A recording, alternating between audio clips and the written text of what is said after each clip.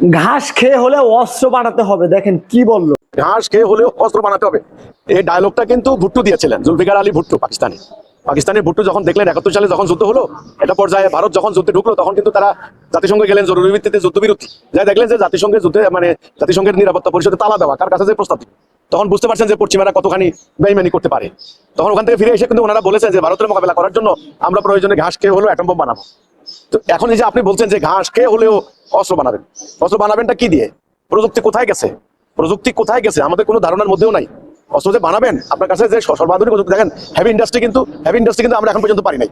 আমরা সামান্য একটা ব্লেড তৈরি করতে পারতেছি না, এখন আমাদেরকে ইন্ডিয়ার ব্লেড আনতে হয়। তো কাজেই হ্যাঁ পারবেন, অস্ত্র লাগবে, আমি না বলি না, কিন্তু সমগ্র জাতির, আপনি যদি সমগ্র মুসলিম উম্মাকে হিসাব করেন, সমগ্র জাতিকে আগে ঐক্যবদ্ধ হতে হবে। ঐক্যবদ্ধ হয়ে সম্পদ, অ্যাসেট, তার মাটির নিচে মাটির উপরে যা আছে, জ্ঞানও কিন্তু একটা সম্পদ, অ্যাসেট। আমরা জানি সম্পদ দুই প্রকার, একটা হলো অ্যাবস্ট্রাক্ট, একটা হলো কনক্রিট, মানে হলো বস্তুগত অবস্তুগত। জ্ঞানটা কিন্তু একটা বস্তুগত, এটা কিন্তু সম্পদ, এটা অ্যাসেট। এই সমগ্র কিছু একত্র করতে হবে।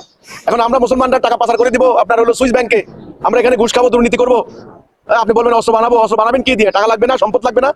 এই জন্য ভাই এসব কথা না, আগে আগে যদি পারেন ঐক্য, জাতিটাকে ঐক্যবদ্ধ করেন। এই ঐক্যবদ্ধ করার কথাই আমি বলে যাচ্ছি। যেভাবে ফেরকা মাযহাব তরিকা ছোট ছোট ব্যাপার নিয়ে, মাসলা মাসাইল নিয়ে মানে ঐক্য নষ্ট হয়েছে, এটা আগে ঠিক করতে হবে, তবে আপনি যে কোনো কিছু করতে পারেন।